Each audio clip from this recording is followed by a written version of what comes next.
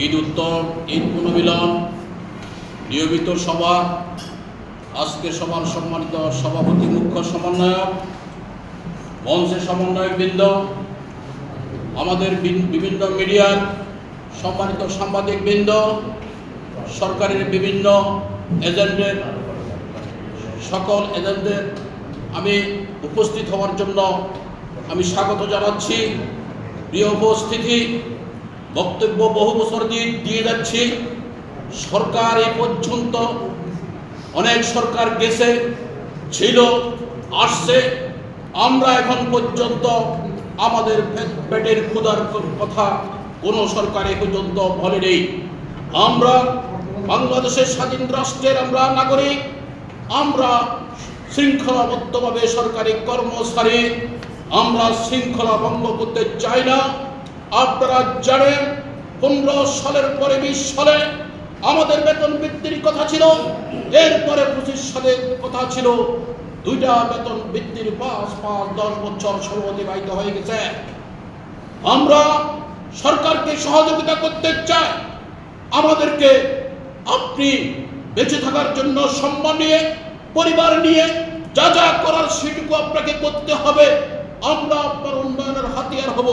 প্রিয় উপস্থিতি, আমার সাংবাদিকবৃন্দ, আপনারা জানেন পাকিস্তানের বর্তমান যে সরকার বিদ্যমান, তারা প্রথম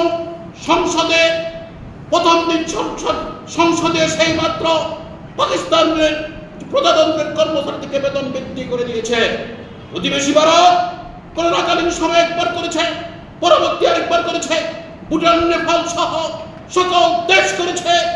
আমরা বাংলাদেশে যারা আমরা আজকে 22 লক্ষ কর্মচারী, তাদের সাথে যুক্ত ফ্যামিলি সদস্য আমাদের প্রায় 3 কোটি। আমরা আজকে দিনাতিপাত করতে আমাদের জীবন জীবন অতিবাহিত হচ্ছে না। বেতন 10 দিন চলে না, সন্তানের পড়াশোনা চলে না, আমাদের বৃদ্ধ পিতামাতার ওষুধ চলে না। আমরা আমাদের নতুন প্রধানমন্ত্রী আপনার 1.5 মাস অতিবাহিত হতে যাচ্ছে, ভাবছিলাম আপনি আমাদের এশিয়া মহাদেশের মধ্যে আবার পাকিস্তানের মতো একটা দৃষ্টান্ত স্থাপন করবেন। প্রথম সংসদে আমাদের বেতন বৃদ্ধি ঘোষণা করবেন। আপনি ইশতেহার এনেছেন, সেই ইশতেহার মোতাবেক আমরা প্রথম সংসদে আশা করেছিলাম।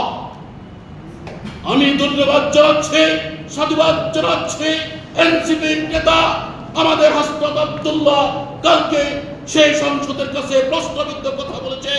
এদের বেতন বৃদ্ধি হবে কি হবে না তার উত্তর দেওয়ার জন্য আমি অনুরোধ করব, এই চলমান সংসদের মধ্যে আমাদের বেতন বৃদ্ধির বিষয়টা দিক নির্দেশনামূলক ভাবে এবং সুস্পষ্টভাবে বেতন বৃদ্ধি ঘোষণা করবেন মাননীয় প্রধানমন্ত্রী তারেক রহমান। আমরা আর কাউকে বিশ্বাস করি না, আমরা আর কাউকে বিশ্বাস করতে চাই না। অতীতে বিশ্বাস করি নাই, এখনো বিশ্বাস আর করতে চাই না। বিশ্বাস সেদিন থেকে করব জনাব তারেক রহমান মাননীয় প্রধানমন্ত্রী এই প্রচলিত এই চলমান সংসদে পে স্কেল ঘোষণা করে আমাদেরকে আশ্বস্ত করে আপনাকে আমরা সহযোগিতা করব। ধন্যবাদ। আসসালামু আলাইকুম ওয়া রাহমাতুল্লাহ। ধন্যবাদ।